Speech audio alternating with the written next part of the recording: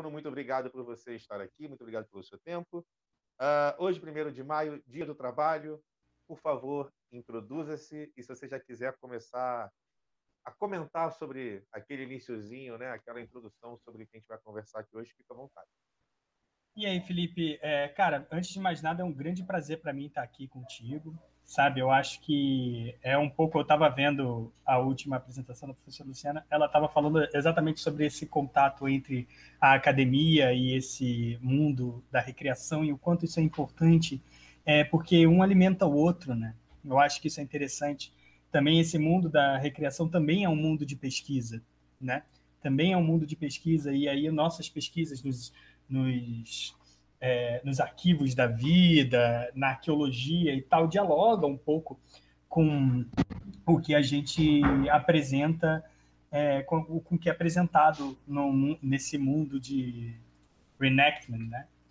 E eu vou me apresentar, então, primeiramente. Meu nome é Bruno Marconi da Costa, eu sou doutor em História Comparada pela FRJ, também graduado, mestrado lá também, né? E a minha tese de doutorado é sobre trabalho, mas é especificamente uma pesquisa sobre as atuações políticas de trabalhadores urbanos no século XIII e XIV, especificamente na cidade de Lisboa, em Portugal, né?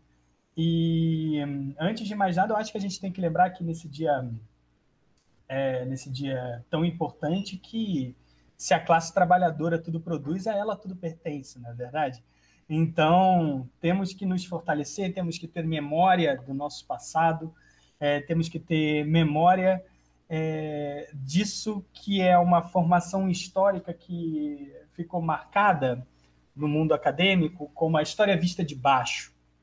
Quando a gente vai para as universidades menos, mas nas escolas e tudo mais, a gente vê muito uma história marcada pelos grandes nomes, né? Dom Pedro declarou a independência, Pedro Álvares Cabral descobriu o Brasil, né? São sempre como se fosse a história vista de cima, né? A elite contando o que o mundo é. Princesa Isabel libertou os escravos, né? É tudo sempre como se fosse pelo olhar de uma certa elite, né? E eu acho muito importante nós, como trabalhadores que somos, já que não somos esse topo do 1% da sociedade, nós podemos resgatar essa memória de um passado que nós temos agência, né? Nós atuamos sobre esse passado. Não é só o Pedro Álvares Cabral, não é só o Pedro II, o Pedro I, ou essas figuras que montam a história, né? Nós também montamos, né? Nós também fazemos parte. E se no passado essas classes trabalhadoras faziam parte, hoje em dia também, né? Hoje em dia também. Eu acho que isso a gente tem que ter consciência, né?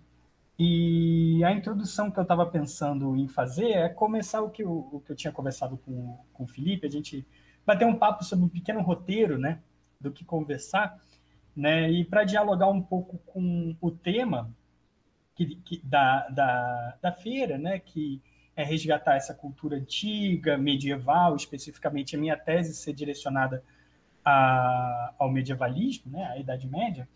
Eu pensei em a gente trabalhar um pouco sobre, que dialoga muito com a situação atual, sobre como era o trabalho e como eram as resistências durante o século XIV, especificamente, que era um dos meus objetos de pesquisa, né? Especificamente no período pandêmico, né? De pandemia, que nós estamos aqui online, dialogando numa feira online, e quantas vezes a gente não está dialogando com pessoas à frente de uma tela, né? Então, é óbvio que o Felipe pode ficar extremamente à vontade para conversar, comentar. Não precisa. Você falou comigo, não, vou ficar um pouquinho calado, porque eu gosto de falar, vai atrapalhar. Felipe, fala à vontade, comenta, dá seus pitacos. Eu acho que sua contribuição vai ser essencial.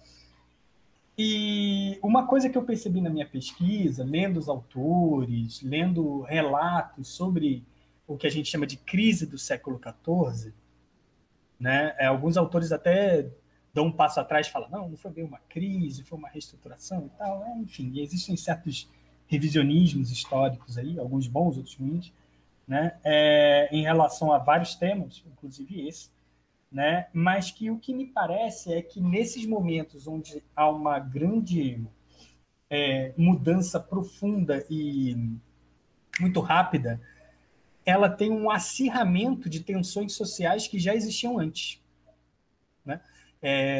A sociedade ela se organiza de tal forma em que essas tensões acontecem entre grupos dominantes e grupos dominados, né? Em grupos explorados e grupos que exploram, né? E quando essas crises acontecem, essas tensões elas se acirram, elas aumentam, elas ficam mais evidentes, né? E foi um pouco o que aconteceu no século XIV, né? Na Europa, não só na Europa, como a gente usando o Mediterrâneo, né, como um parâmetro. Então, na Europa Ocidental, que a gente chama de cristandade latina, né, que tinha lá o seu centro como Roma, né, como Papa e tudo mais, o Bispo de Roma, e também a Europa chamada Oriental, ali entre a Europa e a Ásia, que é uma tradição mais do cristianismo ortodoxo, né, o cristianismo grego, que é o que nós chamamos hoje de Império Bizantino, o Império Romano do Oriente, mas também o mundo arábico, né? O mundo árabe também teve desdobramentos dessa chamada crise do século XIV. E o que foi essa crise? Aconteceu de diversas maneiras, né? Teve um esfriamento, teve uma pequena era do gelo, né? Que veio logo depois de um período de um certo aquecimento, não um aquecimento global, né? Mas um aquecimento da Europa, que possibilitou uma série de novos alimentos serem plantados, legumes, verduras e tudo mais, e depois veio essa pequena era do gelo que esses alimentos teve uma queda da produção, né? Teve uma queda da produção. E tendo uma queda da produção, o que acontece? Todo mundo que sabe como viver em crise, sabe, numa crise econômica, sabe que quando diminui a produção, o valor daquilo que fica, que é produzido, aumenta. E quem é que sofre com isso? Quem está na ponta do processo, quem consome, né? Quem tem pouco recurso, quem tem pouco dinheiro, quem recebe pouco, os trabalhadores em geral, né? Eles são os que mais sofrem com esses momentos, né? E que eles precisam pagar muito mais, é o que a gente chama de carestia, né? Poucas pessoas conseguem consumir o que consumiam antes, isso leva a menor produção e isso leva tipo uma bola de neve que leva ao aumento dos preços básicos dos alimentos. Então começou assim, né? Para além das várias guerras que a gente ouve, né, a chamada Guerra dos 100 Anos, Isso, que a só gente para fazer uma pergunta, para contextualizar, eu não sei se eu perdi em algum momento. Isso que você fala desse resfriamento é ali, tipo, depois do século X, quando começa a ter uma queda de produção? É mais ou menos. é depois. A Mas antes do partir século XIV ainda. no comecinho do século XIV. Ah, Começa a ter uma entendi. queda de produção ali, pelo que dizem, por volta da década de 1310. Uhum. Né? Entre o século XI e o comecinho do século XIV, teve, na verdade, um pequeno aquecimento, que possibilitou, por exemplo, a produção Ah, sim, de real. Ok. uvas e tudo mais, e outros produtos que não estavam presentes na culinária e na mesa, né, dos trabalhadores europeus. Né? E no século XIV ocorre esse esfriamento. Né? E além das guerras, é o que eu estava falando, da Guerra dos 100 Anos, que a gente conhece, né, da guerra entre a Inglaterra e a França, durou mais de 100 anos, né? Acontece também uma coisa que nós conhecemos como a Grande Peste, né? Que em 1348 começou a avançar em grande velocidade. Aí eu não vou entrar aqui em temas sobre qual é a origem da peste, tal, porque é um debate que, enfim. Embora seja maravilhosa, né? Pois é, um debate. Primeira arma biológica, Pois praticamente, é, pois é, né? Que fala, tem várias teses diferentes, né? Por exemplo, é. várias cidades começaram a perseguir os judeus porque acreditavam que os judeus tinham envenenado os poços da cidade. Mas também o que os estudos mais atuais falam é que essa peste não foi a primeira vez que ela acontece na Europa, né? Existiam outras pestes antes, principalmente no século VII, no Império Romano do Oriente, no Império Bizantino, em que teve a chamada peste de Justiniano, Eu comentei dela hoje mais cedo, que essa Pois era é, a era mais difícil para ter vivido na Terra, pois e é, termina num monte de coisa, junto com já tinha tido erupção vulcânica, e também junto esse negócio exato. daí, enfim, E aí é muito caô fácil, brabo. é muito fácil pensar no fim do mundo, né? Nesses É. momentos. Muito fácil pensar que o apocalipse está chegando, que o Aliás, Ragnar. tecnicamente, segundo uma Runestone lá, os estudos agora estão mais avançados, foi dessa época, talvez, que colaborou para toda a criação do mito do Ragnarok, É exatamente isso que eu ia né? falar, que o Séculos Ragnarok depois, está né? ali, É, né? Que o Ragnarok é. está logo na esquina, né? Esse tipo de coisa influencia. E imagina aí, isso tudo, aí pulando para o século XIV, dentro de uma cultura cristã, né? Uma cultura de uma sociedade mais fechada, né? De uma sociedade que o grande comércio estava se desenvolvendo já há alguns séculos, mas não é nem próximo do que é o mundo moderno, né? Nas transformações do século XVI, o quanto isso vai impactar, né? E aí a gente tem fenômenos como as danças macabras, né? Várias, na arte, a ideia do memento mori, né? Lembre-se que você é mortal, né? Lembre-se que você vai morrer e tal. Esse tipo de coisa impacta muito o imaginário das pessoas, em geral, a cultura dessas pessoas, né? E, enfim, tem várias teses diferentes, né? Tem essa tese estapafúrdia dos judeus, que venerado, tem aquela tese do uso disso num cerco que aconteceu no Oriente, agora me fugiu qual O cidade que pessoal de aconteceu. Gênova, né? Quer Isso, dizer, o pessoal de exatamente. Gênova, quando Estava voltou para cercando, Gênova, exatamente, estava cercando uma cidade que o Império Mongol usou a peste como uma arma, né? Enfim, jogando tem os corpos mortos, né, por cima corpos, exatamente, os do muro, muros, né? exatamente. Mas, assim, tudo isso dentro de um sistema de trabalho em que a gente tem o campo e a cidade. E no campo existia uma gradativa transformação de uma mudança daquele sistema servil, né, dos trabalhadores presos à terra, que precisavam pagar impostos aos seus senhores, o que a gente chama de senhores feudais, né? Esses impostos, quando a gente fala de imposto hoje, parece que é imposto de renda, né? A gente logo pensa que é um dinheiro que você tem que pagar. Tinha dinheiro que você pagava também, mas geralmente os impostos eram pagos em produtos e em trabalho, né? Então, não sei quantos dias da semana, dependendo da região, você tinha que trabalhar, vamos supor, 3 dias na terra do Senhor. Então, você tinha 4 dias para trabalhar na sua terra, ou seja, aquilo que você produzia era uma parte seu, uma parte do Senhor, e outros 3 dias você trabalhava na terra do Senhor, onde tudo era do Senhor. É uma Né? escravidão aceita, né? É Pois uma é, porque escravidão. ofereci, não é exatamente. Aí tem uma questão conceitual, porque o servo não era propriedade privada do Senhor. Uhum, Não é entendi. como se um senhor pudesse chegar para o senhor vizinho e falasse assim: olha só, eu tenho 15 servos aqui, eu vou vender para você esses 15 servos. Ah, O sim. grande problema da escravidão, e assim, o quanto ela é cruel, não só os trabalhos forçados, a tortura e tudo mais, é que aquele ser se torna um objeto, A né? posse, né? A posse, aquela pessoa se torna né, uma Eu, propriedade. eu falo isso porque tem muito. A igreja defende muito que a igreja acabou com a escravidão. Assim, né? Na Uhum, uhum. realidade, ela ressignificou, ela montou Exatamente. um momento de paz ali, quando ela domina a Europa inteira. Ela pega todo mundo que poderia virar escravo e ela coloca: vem trabalhar aqui, você está vivendo na nossa sociedade, mas também, se você mijasse fora da cerca, dentro dos conceitos do monarca, da igreja e tal, e etc., a fogueira, a decapitação e tal. Assim, Exatamente. não tinha esse conceito de escravidão, mas ao mesmo tempo você ficava à mercê de onde você morava, né? Pois é, a igreja foi muito importante para ordenar essa sociedade, você entende? Para ordenar de acordo com a ideologia dela. Quando a gente estuda a Idade Média, a gente lembra da tripartição. Geralmente nos livros didáticos aparece, né, a tripartição do sistema medieval, que tem o clero, aqueles que oram, a nobreza, aqueles que guerreiam, e os trabalhadores, aqueles que Quinta trabalham, né? série. Exatamente. Lá na nossa quinta, sexta série a gente aprende isso, né? Atual sétimo ano e tal. É, Só que acontece que isso era um imaginário da época. Tem um autor, o Georges Duby, que fala sobre isso. Isso é o imaginário do mundo feudal, né? E na prática a sociedade era muito mais complexa do que isso. Tinha nobre, alto nobre, baixo nobre, tinha o trabalhador do campo, tinha o trabalhador da cidade, tinha o trabalhador artesão, né?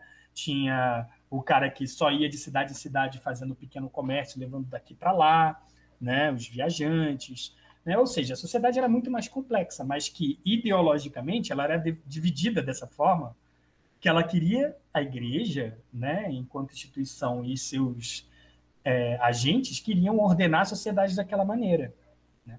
Acreditavam que se todo mundo tiver na sua função bonitinho, todos nós, o trabalhador, o nobre e o clero, vamos chegar ao reino de Deus. O objetivo era esse, né? O objetivo era, vamos lá, né? Chegar à salvação cósmica, né? A salvação cósmica. Só que você falou, se você mija um pouco fora do pinico ali, a coisa começa a pegar. E nesse momento de crise, os trabalhadores sim mijaram fora do pinico, né? Eles se revoltaram. A gente conhece uma série de revoltas populares, e foi isso um pouco que eu estudei na minha tese, que uma das revoltas aconteceu em Portugal, né?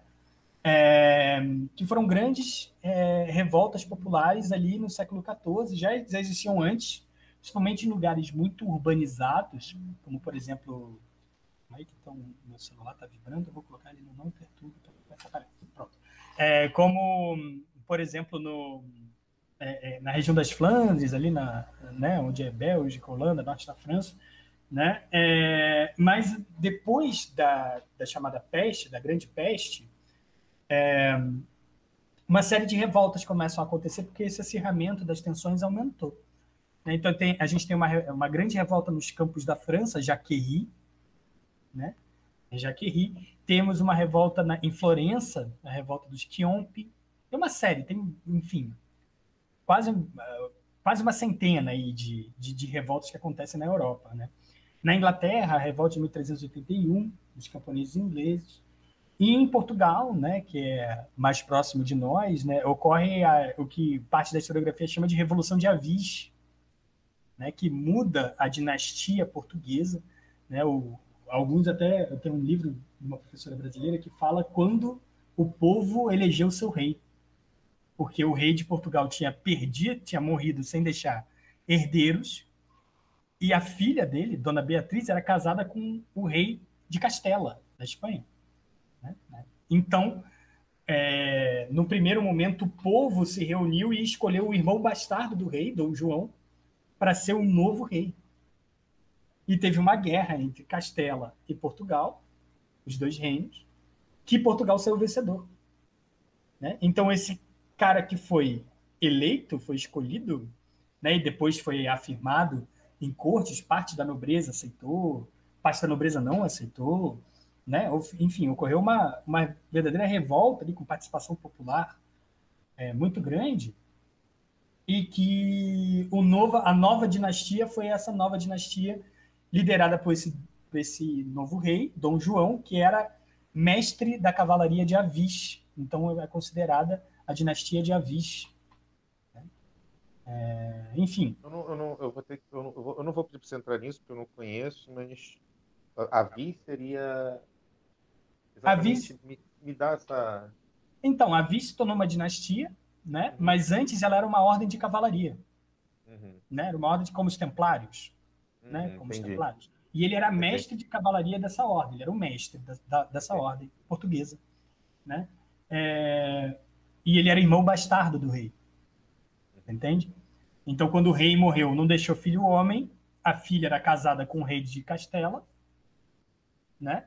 Escolheram o povo, tem umas crônicas que descrevem o momento da escolha, né? Ele foi escolhido não como rei primeiro, ele foi escolhido como o regedor e defensor de Portugal. O regente, né, e defensor de Portugal. Me lembra um pouco, a gente fala um pouquinho de medievalismo, Game of Thrones e tal. Sabe Gondor, do Senhor dos Anéis? Gondor não tem rei, né? Gondor tem um regente. Quem é o rei de Gondor? É o retorno do rei, é o Aragorn, né?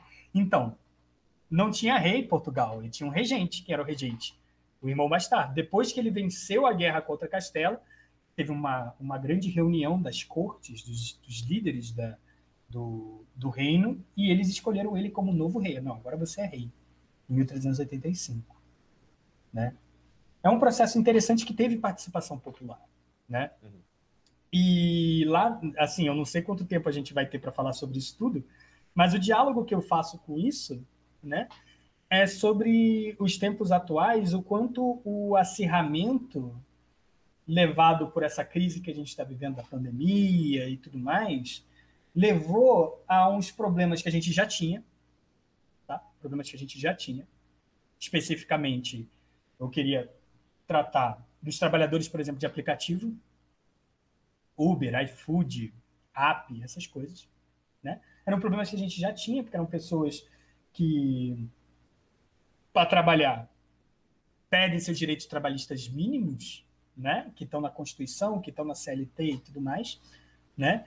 Que são envolvidos num certo discurso de você é um empreendedor agora. O quanto você trabalhar, você vai ganhar, né? Você é um empreendedor. Então, basta trabalhar muito que você vai ganhar muito, o que, em algum nível, é uma falácia, né? E que, no último ano, tiveram várias, mesmo durante a pandemia, principalmente durante a pandemia, tiveram várias manifestações de entregadores de aplicativo que simplesmente pararam, cruzaram os braços, né? Porque eram contra a forma que esses aplicativos usavam para explorar o seu trabalho. E, ou seja, estão se identificando não como empreendedores, como trabalhadores que merecem direitos. Isso não aconteceu em 2019, apesar dessa reflexão já estar ali, já existir. Isso aconteceu em 2020. Era esse tipo de contato que eu queria, de diálogo que eu queria fazer. Tipo, o que tem a ver, Bruno? O que você está falando do dia do trabalho? Está falando lá da Idade Média, né? Das revoltas da Idade Média. Não, e funciona muito, principalmente se você para pensar que, ok, a gente vai entrar em conceito de ciclos e tal, não sei o que e tal, matemática histórica que seja, mas esse paralelo, eu tenho a impressão de que a gente, em certas partes do mundo, aqui no Brasil, talvez, a gente está seguindo um processo de inevolução, ou qualquer coisa do tipo, né? A gente teve vários direitos garantidos, várias buscas por esses direitos, e agora, aqui na ponta da lança, pessoas que não precisaram participar disso estão querendo passar por cima disso tudo e estão querendo simplesmente largar isso. E a gente começa a chegar numa situação, como você falou, uma situação de escassez. A gente não tem uma sociedade preparada para ela mesma se cuidar dela, você não tem um poder público que segura ela e a sociedade fica à mercê, porque o poder público, que quem está lá em cima, seja o monarca, ou seja, quem está aqui, está na sua proteção, lá no seu castelo, que seja.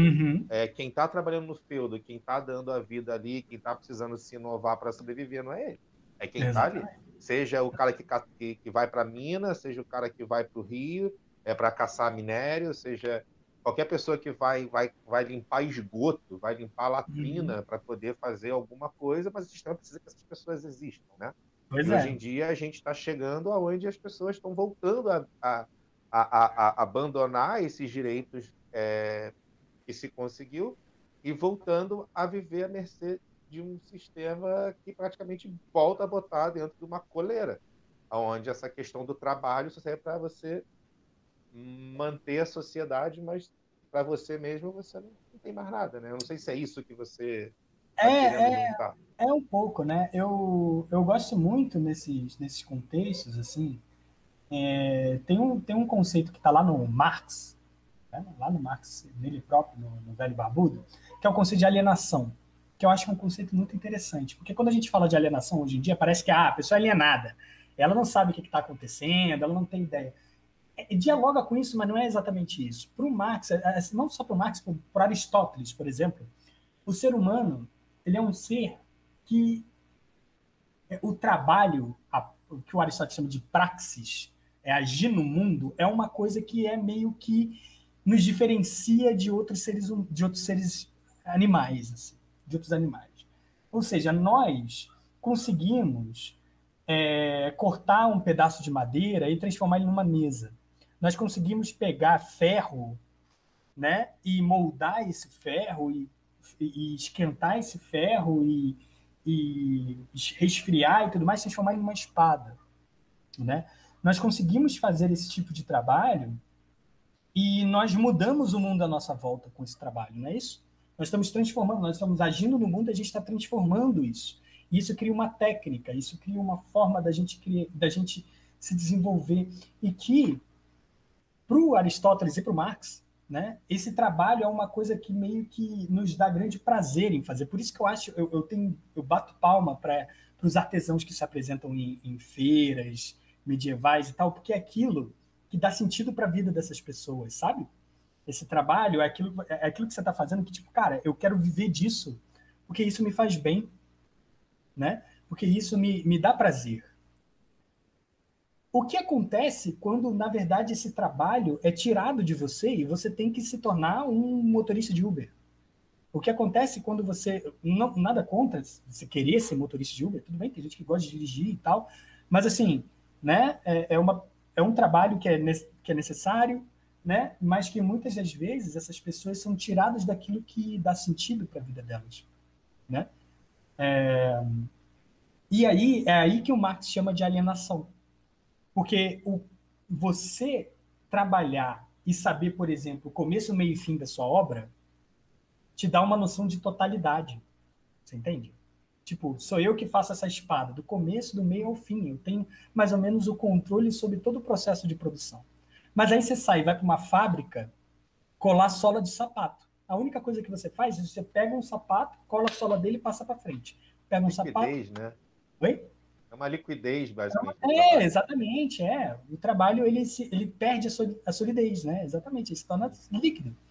E aí, quando você passa o resto da sua vida só colando a cola do sapato, né? Só colando o fundo do sapato, qual é a noção de completude que você tem no final? E aquele sapato no final é vendido não por você, é vendido por um cara que vai lucrar em cima do seu trabalho, né?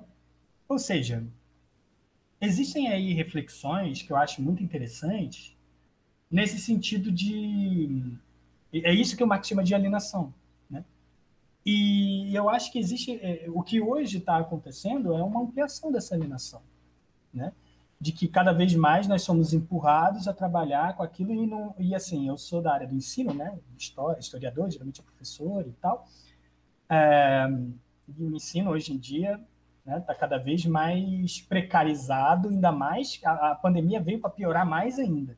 Para além das pessoas que querem atacar os professores, falando que tem que abrir as escolas, tem que abrir, e tipo, ninguém está vacinado, e isso é um perigo não só para os professores, porque as crianças são vetores da doença também, então chega um funcionário, pode ser até o próprio professor, doente, com Covid na sala, passa para um aluno, né? E aí esse aluno vai chegar em casa e vai receber uma visita da avó. Esse aluno é vetor, né? Esse aluno é vetor. E aí querem abrir as escolas de qualquer jeito, e assim, isso é um problema. Para além disso, ainda querem empurrar para a gente um novo normal do ensino remoto. Né? Que aí o mesmo professor pode dar aula para 4, 5 turmas ao mesmo tempo, cada uma de 50 alunos, e a gente demite todos os outros professores que dariam aula para essas mesmas turmas.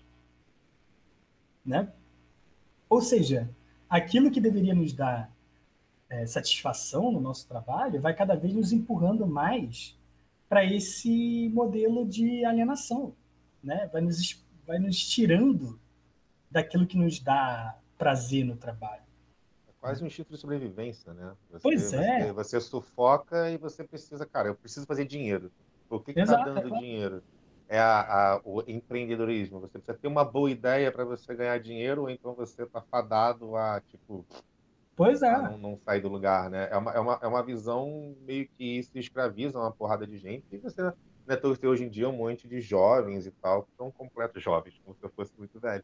Mas pessoas da minha idade, da nossa idade, uhum. que completamente perdidas em relação à vida, porque não pode fazer uma parada que estava acostumada e do nada, que é uma palavra que eu às vezes me irrita um pouco, é a necessidade de se reinventar. Você Exato. investe 15 anos num trabalho que seja, e de repente, por conta de uma coisa que nem é você, seja um fator de príncipe, seja alguma coisa que vem, aquilo ali teu vai embora, e aí você tá na merda, enfim, e você precisa se reinventar nesse sistema que já é ruim quando você já desde cedo, você já não entra numa escola, uma faculdade, você já não está no sistema. Então, você tem que se reinventar, é horrível, né? E aí vem uma época, agora a pandemia. O meu trabalho, para você mudou tudo, para mim mudou tudo. A gente tem um monte de milionário novo no Brasil? Tem. Custo da pandemia tem. Agora, a maior parte da população perdeu o rendimento. Pois é. Com certeza. Perdeu rendimento. Pois é, pois é. E isso de se reinventar também tem uma questão hoje em dia, né? Que é tipo, ok, eu estou acostumado a trabalhar de uma determinada maneira e eu me investi não sei quantos anos da minha formação ou da minha vida trabalhando ou querendo trabalhar nisso, né? E se eu me reinventar para outra coisa que deu errado? Você entende? Tipo, a gente viveu meio que um período em que não era exatamente arriscar, era investir numa carreira, né? Não é tipo assim, vou passar por uma universidade, então estou arriscando aqui passar por uma universidade de história. Não, né? Na época era, cara, vou passar por uma universidade de história, vou trabalhar como professor, vou trabalhar muito, né? Mas pelo menos vou ter ali algum mínimo, né, de garantia de vida para me sustentar minha família, né? Aí você passa esse tempo todo e aí te colocam uma série de limitações, limitações, limitações. Agora, você passou todos esses anos investindo nisso e você vê que era uma aposta, na verdade, né? E você vai apostar em outra coisa? Como? Né? Um grande amigo meu falou, Bruno, também historiador, né? Bruno, eu estou pensando em fazer uma faculdade de psicologia. Você entende? Uhum. Estou pensando em fazer uma faculdade de psicologia. Isso é uma Porque diferença muito grande quando você quer fazer uma faculdade de psicologia que seja para você, porque você quer, e uma diferença quando você faz para ser uma. Pois é, e não não é a primeira escolha dele, evidentemente, a primeira foi história, né? E aí você pensa que o cara, para começar a trabalhar com psicologia, ele vai ter que levar 4 anos, ou 5, dependendo do curso, estudando, indo para a universidade, se formar de novo, e aí essa coisa de se reinventar. E talvez não dar certo. E talvez não dê certo, é arriscado ainda. Né? Ainda é arriscado. Né? Então, assim, eu acho que esse diálogo sobre o trabalho hoje em dia, né? Esse processo de uberização, tem alguns autores que chamam de uberização do trabalho.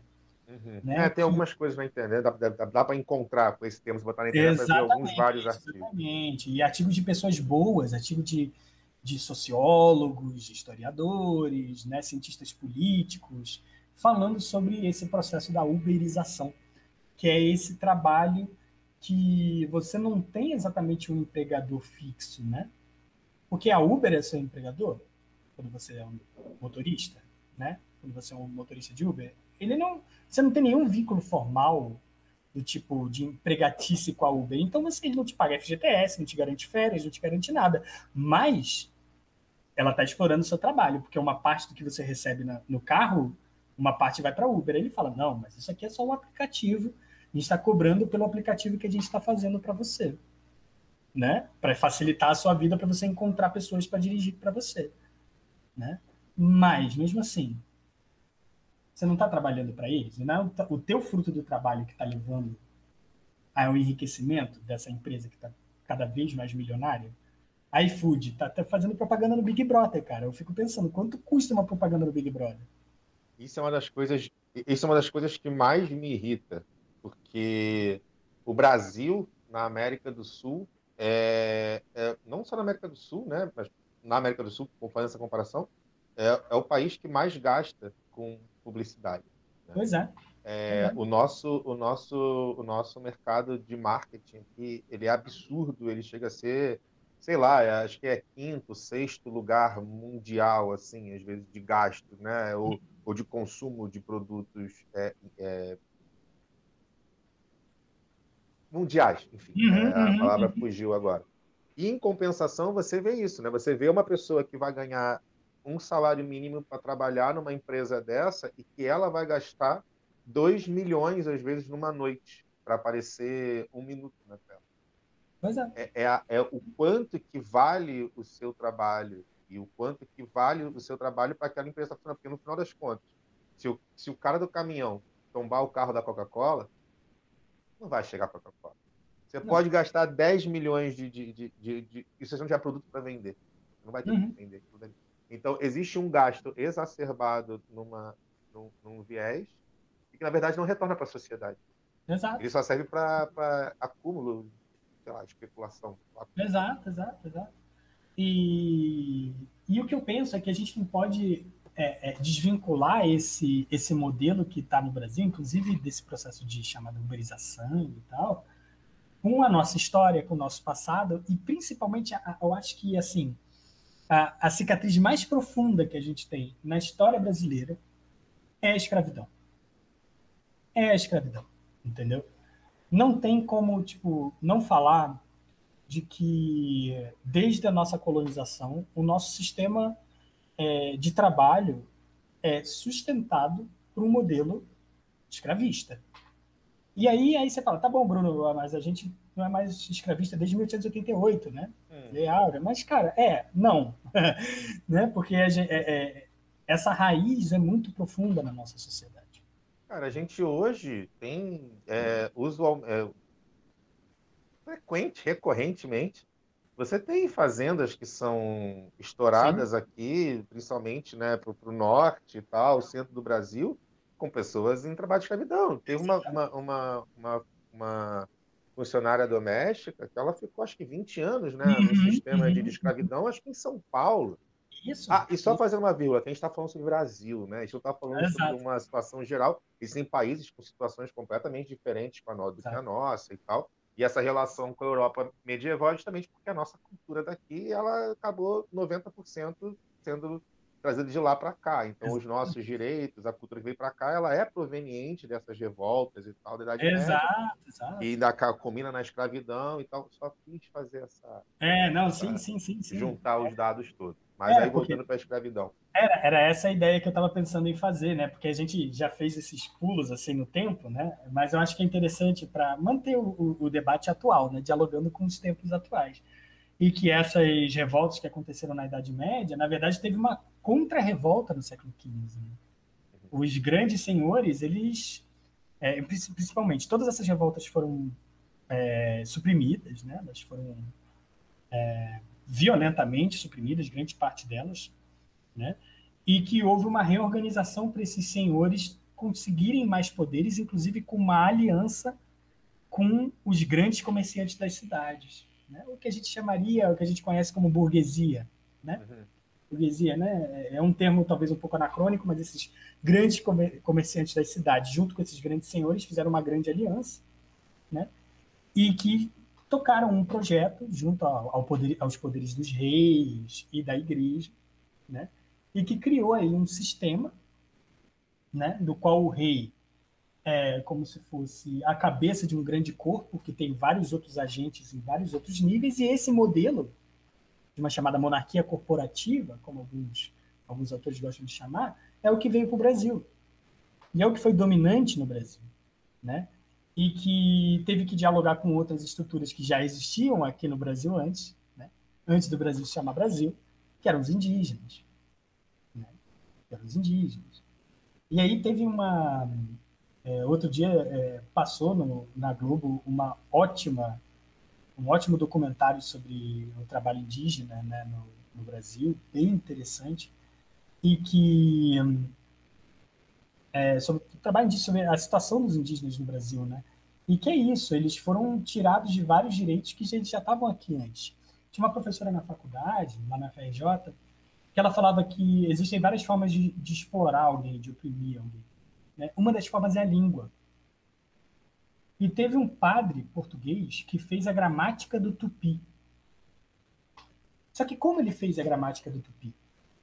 Ele não fez, ele veio para o Brasil, ele foi nas aldeias indígenas que falavam tupi, né?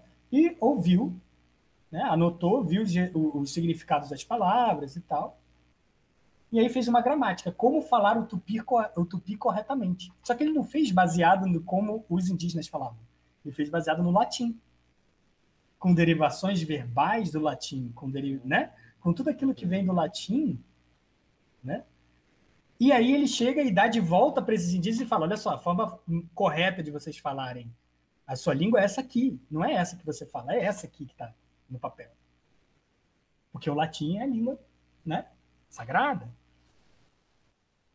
Isso é uma forma de entrar na cabeça da pessoa, você entende? Você entende como é num nível muito profundo de dominação e de opressão? A pessoa não pode nem mais se expressar da forma que ela expressa na própria língua. O meio ideológico é a maior forma de você escravizar a Exatamente. pessoa, né? O corpo ele Exatamente. responde à cabeça. Então, quando a cabeça Exato. está ali, ela foi escravizada, acabou. E aí eu fico pensando hoje em dia, né, o quanto, por exemplo, a gente está falando muito de igreja, de religião e tal, o quanto em certos lugares, quem toma o lugar, você falou aí, as pessoas estão cada vez mais à deriva, né? As pessoas estão cada vez mais sem um poder público forte, a educação pública está cada vez mais sucateada, a saúde pública está cada vez mais sucateada, apesar daí o SUS está fazendo um trabalho de gigante tentando conter a pandemia. Se o SUS fosse mais valorizado, ia ser melhor ainda, não é? Né? Como segurança pública é sucateada, como tudo isso é sucateado. E aí chega uma igreja evangélica, por exemplo, e te oferece, olha só, aqui dentro dessa nossa comunidade evangélica, a gente te oferece educação, a gente oferece o seu irmão que está metido com drogas, a gente oferece aqui um tratamento para ele largar das drogas, né? Coisa que o sistema público deveria oferecer. E aí, junto com oferecer essas coisas básicas de dignidade para essas pessoas, vem todo o discurso ideológico, né? Vem junto com o pacote, né? Vem junto com o pacote. A religião, a experiência religiosa dessas pessoas fica ali direcionada por um modelo que oferece algumas ajudas básicas para elas, coisa que ocorre não é só a igreja evangélica, isso ocorre há séculos aí, a gente pode ir até para a Idade Média falar dos franciscanos, né, e tal, e que ocorrem há séculos de ajuda, de solidariedade e tal, mas junto com aquilo ali vem, olha só, mas aqui, ó, você tem que acreditar nisso aqui, tem que acreditar A nessas gente ideias. tem a gente tem o icônico vídeo lá do Bicho Macedo na partida de futebol, Isso, ensinando aos isso. pastores a fazer esse tipo de coerção, né?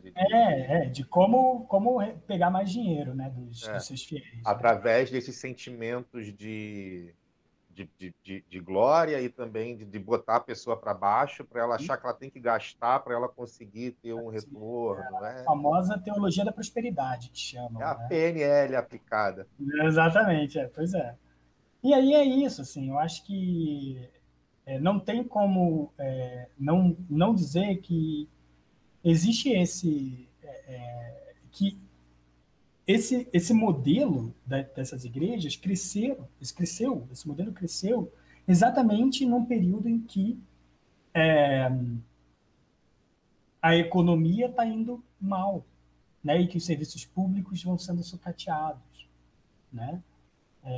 Porque eu acho que é isso, eles oferecem benesses a essa população, e não estou falando que essas pessoas são ingênuas em participar, elas não são manipuladas, é que muitas vezes, para sobreviver, elas precisam participar dessa comunidade, Uhum. né? E participa por quê? Porque existe um vácuo do serviço público, né? Do que o Estado oferece para essa população. Quem deveria estar oferecendo isso tudo é o Estado, a partir do pagamento dos nossos impostos, né? A partir de tudo isso, e não oferece. E não oferece, né? Então, vários dessas instituições começam a ocupar esses espaços, né? E num país que aí, retomando, é marcado por uma cicatriz profunda de escravidão, uma cicatriz profunda de divisão. Tem lá aquele livro clássico do Zueni Ventura, né? A Cidade Partida, né? O Rio de Janeiro entre a favela e o asfalto, não é isso? No Rio de Uhum. Janeiro, a gente divide o Rio de Janeiro entre favela e asfalto, cara. Né? O Rio de E, Janeiro ele foi a capital escravagista praticamente do Brasil, exato, né? sim, sim, É, sim. se não fosse a família portuguesa vir para cá, tipo, o Rio de Janeiro ia ser um porto só de troca de Um, escravo praticamente. eu tive um professor que fez um livro que o nome do livro era Cidade Negra, em Flávio Gomes, professor Flávio Gomes, que é exatamente, além de fazer um diálogo com o nome da banda, né? Uhum. Do grupo de Cidade Negra, ele também está fazendo um diálogo com o fato do Rio de Janeiro ser uma cidade majoritariamente de pessoas negras. Né? Você Imagina. comentou essa, você comentou essa questão do acordo da burguesia, né? Que ela começa a ter esse acordo para ela se expandir e fazer esse tipo de trabalho. Agora, lá na Europa, isso foi se construindo, né? Quando o pessoal começou a ter esse trabalho mais liberal econômico, aí se instalando fora dos burgos, foi uma coisa meio natural. Aqui ela foi introduzida, né? Porque, Uhum. aproveitando esse gancho do Rio de Janeiro, que estava comentando, muita gente acho que não tem noção de que, sei lá, 300, 200, 300 anos atrás, No Rio de Janeiro, você tinha uma maior população, era população escrava, você tinha uma população branca mínima, Uhum. né? E aí, quando a família portuguesa vem para cá, e você começa a pegar essa galera e tirar do centro do Rio.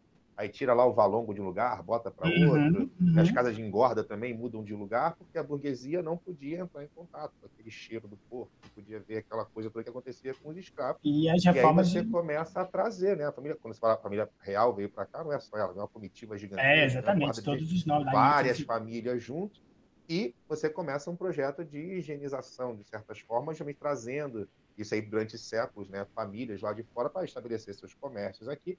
E hoje em dia não vamos levantar polêmicas, mas existem várias marcas, empresas e famílias grandes tradicionais que têm grandes comércios hoje em dia, que são famílias que são tradicionais, que chegaram aqui no Brasil de uma época bem próxima dessa, né? E hoje Uhum. são barões aqui no Sim, Brasil, claro. né?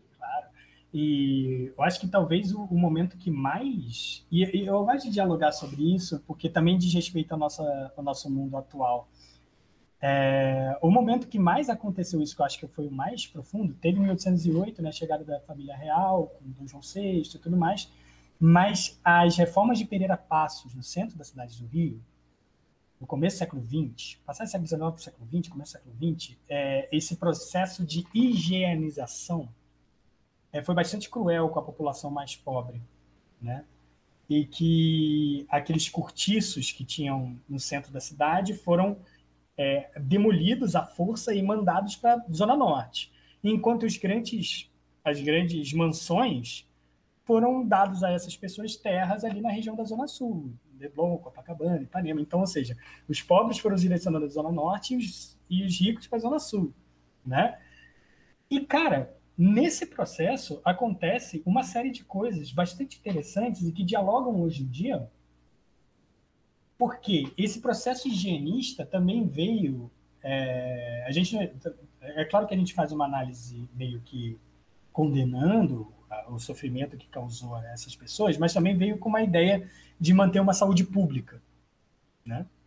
Uhum. E também um processo de vacinação forçada, Revolta da a vacina. revolta da vacina. E é interessante porque nessa época, a população mais pobre, a forma como era vista, hoje em dia eu vi muito texto sobre isso e eu achei textos às vezes mal colocados, fazendo um comentário do tipo, tá vendo? Os anti-vax do começo do século XX, as pessoas que não gostavam de vacina, porque eles eram ignorantes no começo do século XX, não gostavam de vacina e eram contra a saúde pública, não eram cientistas, não confiavam na ciência. Hoje em dia tem aí as pessoas que não gostam de vacina. Igual, então, assim, essas comparações eu achei meio assim, né? Porque essas pessoas no começo do século XX, elas se revoltavam contra a vacina, né? Não Não era era pela vacina. não era pela vacina, era por É. todos os abusos que estavam sendo cometidos contra elas e que a vacina era o estopim. A vacina era a gota d'água, que era, imagina, rolou esse discurso muitas vezes, né, que o oficial lá da saúde, ele entrava na tua casa e vacinava a sua filha nas coxas. Isso era um boato que rolava, que a vacina era dada na coxa. E aí uma população cristã, né, conservadora, que considera que pô, vai botar a vacina no meio da coxa da minha filha, que história é essa? Né? Não vai gostar disso. Né? E para além disso, uma população que foi expulsa já do lugar onde morava, que não confia no Estado, não confia no governo, né? Que o governo está fazendo uma série de abusos contra ela, não é ignorância que faz elas lutarem contra a vacina naquela época. Pelo contrário, é a experiência ali daquele momento da higienização, da modernização do Rio de Janeiro. Né? Modernização para quem? Né? E aí, quando a gente compara com os dias de hoje, né, é outro processo, é totalmente outra coisa. As pessoas são contra a vacina por outras questões. Por outras questões. Né? Por algumas teorias da conspiração, né? E que a gente tem que refletir e pensar e colocar em perspectiva a experiência, e por isso que eu mandei o título dessa apresentação, a experiência das pessoas que estão trabalhando, que estão na ponta do processo. Eu vi uma matéria aí, esse título era muito bom, que a revolta da vacina hoje é a revolta pela vacina, não é a revolta contra a vacina. Né? A revolta da vacina hoje, no Brasil, deveria ser a revolta pela vacina, para que todos pudessem ser. Inclusive, tiveram várias manifestações hoje, Dia do Trabalho, né, como tradicional do trabalhador, as pessoas vão para a rua, fazem manifestações, né? Não sei como é que foi exatamente, não cheguei a pegar ainda as matérias, se teve muita aglomeração, também fico com o pé atrás em relação a isso, mas lá tinha várias, eu vi cartazes, fotos com cartazes e tal, falando sobre a importância de vacinar. Então, assim, os trabalhadores, os que vão para a rua, os que trabalham, eles não querem não ser vacinados, eles não querem estar à mercê da Covid, eles querem estar vacinados, eles querem trabalhar, mas querem trabalhar protegidos, né? E aí um grupo de pessoas demoniza a vacina porque existe um projeto político por trás disso, né? E aí, né, o pessoal faz essa comparação da revolta da vacina do começo do século XX com hoje em dia. Eu acho complicado, né? A gente tem que pensar bem em relação a esse processo, né? Mas sempre tendo em vista que, enfim, um país extremamente desigual, um país que depois do fim da escravidão não incluiu esses negros que foram escravizados no trabalho, não garantiram que eles trabalhassem, pelo contrário, né? Indenizou os senhores de escravo pelo, né? Estamos acabando a escravidão, putz, pelo seu prejuízo aí, porque você não tem mais pessoas escravizadas na tua fazenda, toma aqui não sei quanto. A escravidão não acabou de uma forma tranquila, né? Foi uma Exatamente. sequência de lutas e de tentativas, pressão externa contra o tráfico no Atlântico, né? Então você tinha uma galera caindo de pau aqui no Brasil, falou, brother, vamos acabar com isso daqui, aqui a gente não está mais escravizando ninguém.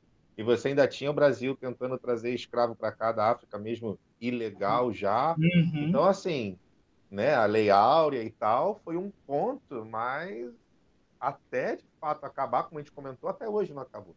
A gente Pois ainda é. tem lugares no interior do Brasil que ainda tem fazendas com pessoas morando em regime de escravidão. Exatamente, exatamente. E não só, tipo, já vi discutirem sobre, por exemplo, imigrantes de países da América Latina em São Paulo, que trabalham, bolivianos, principalmente, que trabalham na indústria têxtil, né? Muita gente que trabalha na indústria têxtil, já ouvi de várias que também faz trabalho análogo à escravidão, né? Mas aí, eu sempre falo, sempre que a gente fala da experiência desse povo trabalhador, né, das classes trabalhadoras, a gente tem que falar de resistência. E aí, durante o Império do Brasil, teve uma grande revolta de escravos que aconteceu no Brasil, chamada Revolta dos Malês, né? E que foi duramente reprimida. Aí você pensa, caramba, foi duramente reprimida, botou medo, botou um terror nas elites brasileiras, né? Deve ter durado anos. Durou 3 horas a revolta. Organizada por escravos, né, uma das revoltas de escravos do Brasil. E aí eu sempre gosto de diferenciar, né, as resistências que são organizadas e para um determinado momento, situacionais, contextuais, tipo essa revolta, e as variáveis, as incontáveis resistências cotidianas, diárias. Por exemplo, uma grande resistência é fugir e ir para um quilombo, né, ir para uma comunidade quilombola. Isso era uma resistência muito grande do povo negro no Brasil, né? Mas também aconteceu essa revolta. E aí o que pegou no Brasil? Tem um grande livro, né, da professora Célia Maria de Azevedo, que o título é Onda Negra, Medo Branco. É o imaginário das elites sobre a escravidão no século XIX. Alguma coisa assim, tipo. Por quê? Porque alguns anos antes, algumas décadas antes, aconteceu uma revolta num país da América Latina que levou uma revolta de escravos que levou um novo país a ser formado, que foi no Haiti. Né? E as elites brasileiras tinham um medo imenso disso acontecer no Brasil. Por isso que uma revolta de 3 horas foi tão brutalmente reprimida. É o chamado haitianismo. Haitianismo. O Haiti não é aqui, aquela música do Caetano Veloso, né? O Haiti é aqui, o Haiti não é aqui. Por que o Haiti não é aqui? Porque aqui as revoltas dos escravos foram duramente reprimidas, né?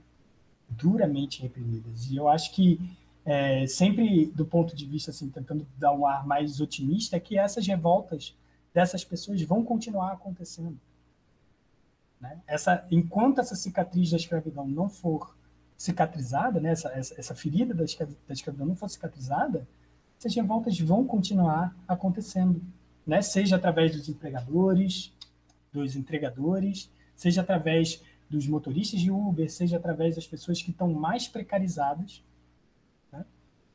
Essas pessoas vão continuar resistindo. Através de manifestações, aqueles momentos, junho de 2013, o pessoal indo para a rua e tal, ou resistências cotidianas, diárias, sobrevivência mesmo, que você falou, sobreviver, cara. Sobreviver. Sobreviver já é resistir pra caramba. Se unindo, conversando, dialogando, falando sobre o racismo na sociedade, falando sobre machismos, falando sobre LGBTfobia, tudo isso, né? As resistências estão aí. E o trabalho atravessa tudo isso. Né? O trabalho atravessa tudo isso. Pois é. Cara, a gente realmente, o tempo, daqui a pouco, mais uns 10 minutinhos aí pra gente dar aquela. Então, estamos no. E há tanta coisa para pensar que às vezes fica meio complicado botar as ideias no lugar. Mas é engraçado, é engraçado, né? Chega a ser triste como hoje em dia não é tão diferente você ver esse pensamento do medo da elite em relação à camada mais pobre. E isso eu vou comparar, vou usar essa frase porque eu acho que todo mundo vai se identificar, que é aquele velho, o dia que a favela descer. Né? Existe uma crença de que na favela as pessoas só se comportam porque tem um poder paralelo de que coloca a ordem nelas, e de que lá só existe isso, e que se um dia. Enfim, existe ainda esse imaginário que afasta quem mora na favela de pessoas. Né? Não são pessoas, é um grupo à parte. E eu acho. É um assunto muito delicado, porque ainda mais hoje em dia tem uma polarização muito grande.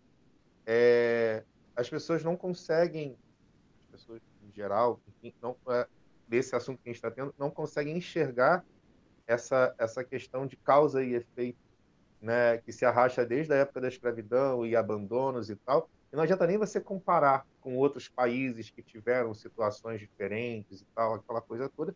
A do Brasil foi extremamente particular e a nossa situação é particular. Eu sei que não existe solução. Né? É uma parada que a gente fala de solução é, é horrível. Pois é. Não, você fica maluco de tentar buscar isso. Pois é. Mas o que você consegue enxergar isso indo para algum lugar? O que,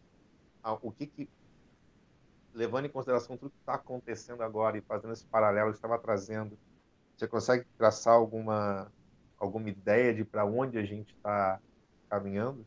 Cara, Eu tô exigindo demais, né? Mas assim, é difícil pensar numa solução, né? Eu acho que, enfim, sociólogos, cientistas políticos, antropólogos e até membros dos trabalhadores e tal já pensaram muito sobre isso durante muitos séculos, né? Existem vários projetos diferentes e isso é o grande debate que envolve que as pessoas ficam ali se degladiando por, às vezes, temas que parecem minúsculos, mas que, na verdade, não são. Né? Na verdade, diz respeito a que tipo de sociedade a gente quer ter.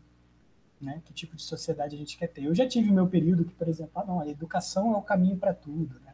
A educação, ter uma educação de base, lutar por uma educação pública de qualidade, acho que é um caminho imprescindível, né? Imprescindível, mas a educação não é a panaceia dos problemas da humanidade. Né? Também aprendi isso, entendeu? Ela não é a cura para tudo. Existem muitos problemas que passam ao largo da educação. O que eu já ouvi muitos falando aqui, sempre duvide de quem oferece uma solução fácil, entendeu? Tem muito gargalo para resolver no Brasil. Muito gargalo. Né? Mesmo se a gente chega e elege o cara que a gente fala, caraca, esse cara, eu concordo com tudo que ele fala, o cara vai ser o grande revolucionário no Brasil e vai transformar o trabalho no Brasil, né? A situação dos trabalhadores e tal. Se ele der uma solução fácil, duvide. Né? Duvide. Porque é um longo processo. Assim como foi um longo processo para chegarmos até aqui, é um longo processo para construir a sociedade que a gente quer. Né? O que eu penso é isso, a gente nunca deve perder de vista, e é muito difícil em momentos em que a gente está preso em casa, em momentos em que a gente está quase que sobrevivendo, né? todos nós, trabalhadores e tudo mais, professores, trabalhadores, pessoal da saúde e tal, que está basicamente vivendo para sobreviver, né?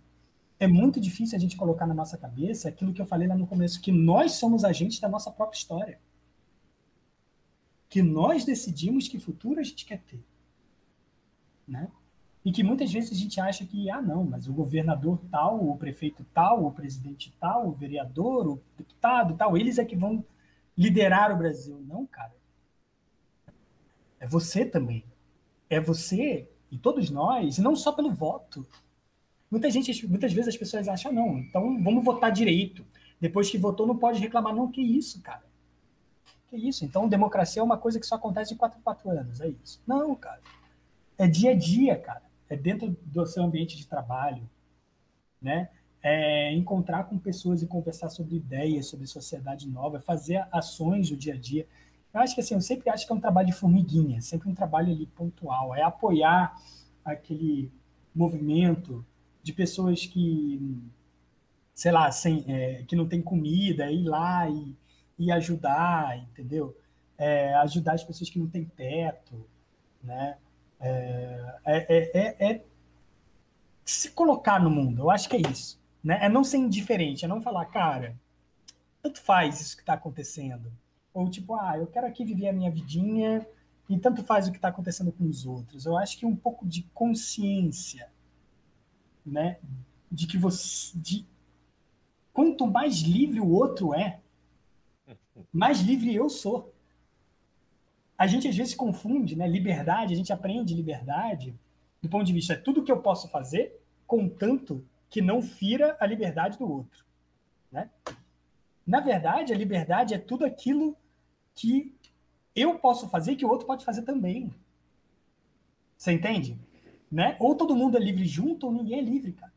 É o que eu penso, assim, é coletivo, é pensar mais na pessoa que está do lado. E assim, aí eu bato palma para a feira do Novo Mundo, eu bato palma para esse espaço aqui que a gente está dialogando no Dia do Trabalhador, no Dia do Trabalho, para falar um pouco sobre a situação do trabalho no Brasil, né? Porque é um pouco abrir um espaço para um diálogo, né? Sobre a história do Brasil, sobre a história dos trabalhadores, sobre como chegamos até aqui e o que a gente pode fazer, né? É um pouco olhar para o lado, né? É um pouco olhar para o lado e falar, cara, como é que eu posso ajudar? Como é que eu posso, né? Dar colocar o meu tijolinho, né? Nessa construção que eu quero de uma sociedade melhor, né? E eu acho isso muito Não, legal. eu só para fazer uma vírgula para anunciar, porque daqui a pouco tem a conversa que eu gravei, já falei dele aqui hoje também, o Eric lá da Dinamarca, a gente vai falar sobre reenactment, a gente acaba falando sobre lockdown também, pandemia, e você fez uns comentários aqui que a gente dá para ver por ele falando, tem um momento, eu não sei se eu cortei essa parte, eu espero que não, acho que está lá, porque eu tive que editar a conversa, mas ele faz uma conversa justamente do sistema de saúde e de educação deles lá, que é gratuito, né? Mesmo que se pague taxas, continua sendo gratuito. Uhum. E, e ele traz isso. Cara, para de ser egoísta, né? Não acha que é tudo sobre você, né? Você precisa dividir. Quando o outro tiver tanto quanto você, ou até, enfim, quanto mais o outro tem, mais a sociedade prospera. Você não precisa ter tudo para você, sabe? Uhum. Rola, tipo assim, lá na Dinamarca, eles pensam de uma forma que você está comentando aqui, e Uhum. seria uma solução, mas um pensamento diferente que a gente tem aqui, que cada um por si, você precisa conquistar tudo pelo seu próprio mérito. Quem acorda cedo, Deus ajuda, Uhum. né? Trabalha enquanto eles dormem, faça coach que te faz dormir 1 hora e ficar 6 acordado, 1 hora 6 acordado, sabe? Uhum. É uma exploração do trabalho absurda que você se vê sozinho. E quando, na verdade, a história sempre foi sobre coletividade, foi sobre as Exato. pessoas lutando junto, né? A Uhum. gente não, a Uhum. gente teve sociedades inteiras que trabalhavam juntas para fazer uma produção de uma única coisa, sabe? E hoje em dia está cada um se isolando cada vez mais no seu canto e cada vez ficando individualista, porque é o Smeagol, né? É o My Uhum. Precious. My Você não precious. pode dividir, porque se você conseguir um lugar ao sol, ele é tão precioso aquilo dali que você não quer largar. E aí vira uma sociedade que a gente tem corrupta e tal, essa coisa toda. Pois é. Sem eu querer devagar mais agora aqui, né? Esses últimos minutos, se você quiser trazer algum pensamento, reunir essas coisas que você falou, se você quiser, é seu, cara. Não, cara, eu queria, antes de mais nada, agradecer por esse papo. Foi um papo bem legal. Espero que... Eu não estou acompanhando aqui os comentários, né? Porque eu estou em outra tela, né? Mas eu espero que o pessoal esteja gostando da conversa, né? O Felipe entrou em contato comigo por uma grande amiga minha da faculdade, que é a Gisele, né? Que me indicou. Então, se Gisele está assistindo aí, um grande abraço para você. E que é isso, o Felipe entrou em contato e falou, cara, vamos falar um pouquinho sobre trabalho, vamos falar um pouquinho sobre trabalho no Brasil, sobre como é que está a situação e tal, e eu sugeri, até mandei para ele, tipo, um roteiro, eu estou sempre olhando para baixo aqui, porque eu tenho um roteirinho, um mapa mental aqui que eu fiz, até mandei para ele uma foto do mapa mental e tal, do que a gente poderia conversar, e muita coisa ficou de fora daqui, como, por exemplo, coisas que eu acho que quem tem interesse em ver como o trabalho no Brasil se organiza, é legal a gente ver também como o Brasil está posicionado no mundo, né? O Brasil como um Estado, nação, dentro do sistema geopolítico mundial, né? O como a gente é periferia do mundo capitalista, a gente não é centro, a gente não é um mundo, a gente não é um país desenvolvido, né? E aí você pensa, pô, o Brasil não tem uma educação pública de qualidade. Educação pública de qualidade tem na Dinamarca, na França e tal.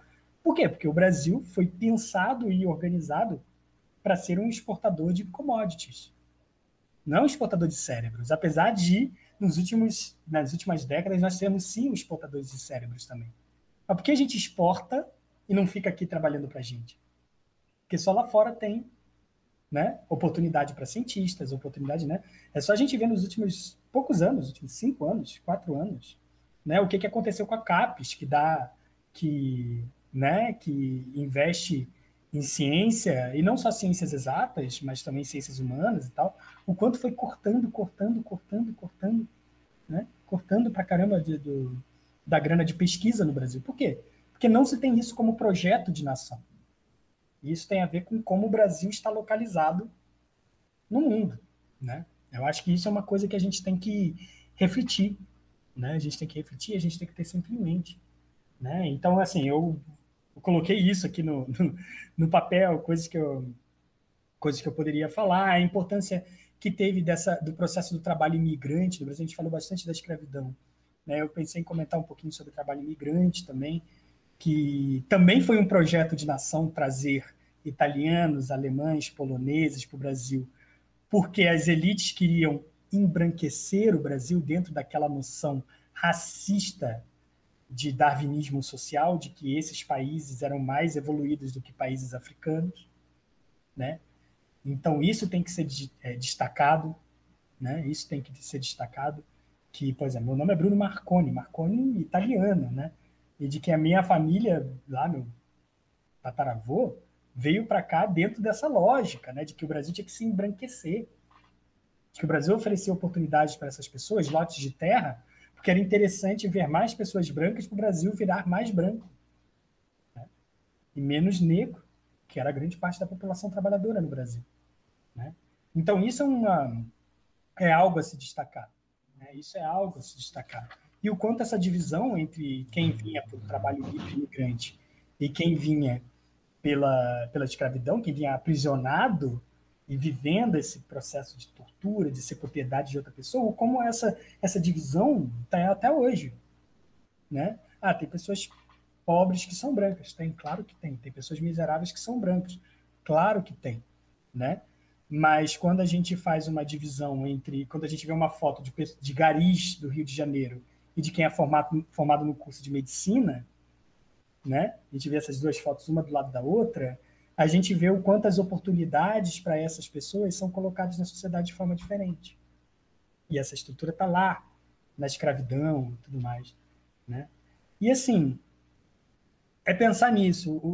Quando a União Soviética acabou, né, existia um certo, lá no começo da década de 90, existia uma certa promessa, Uma promessa é a seguinte: cara, agora que não tem mais o outro lado, né, nós capitalistas, agora olhamos para o outro, não tem mais o outro lado da União Soviética, né, não tem mais esse socialismo autoritário e tudo mais que tinha lá do outro lado, né, agora nós podemos nos desenvolver. Então, a vitória, o que um filósofo americano chamou de fim da história, né, o fim dos conflitos, chegamos a um grande consenso global. O grande consenso é democracia representativa, livre mercado, né, tudo mais. Esse é o mundo que a gente quer. Esse mundo agora vai nos levar ao desenvolvimento, vai nos levar ao crescimento, vai acabar com a pobreza, todos vão ter oportunidade e tal.